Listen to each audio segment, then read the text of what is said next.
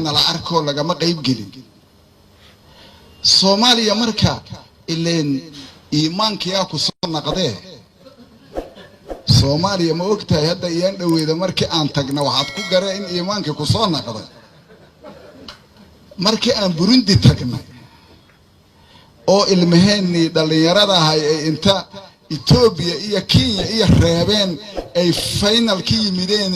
aan rabna anagu u aadna inaan koob ka soo qaadno nin Algerian hay ag fadhiyo oo wasiir hore u ahaa jira sportsna aha markuu ciyaartay aragay wuxuu yiri Soomaaliya iimaankiya u soo naqdo weeyre asaan ka hubiyo anigu iska sheegi ma Soomaaliya iimaankiya u soo naqdo waxa keenana hay iimaanka ugu soo naqda ilmahan adkaaha ayaa keenay maxay la qofan iimaan lahayn adkaama kar tanatiyay joogeen hadii ay adkaahayaan sanadii 27 sano maxaa final u aadi weey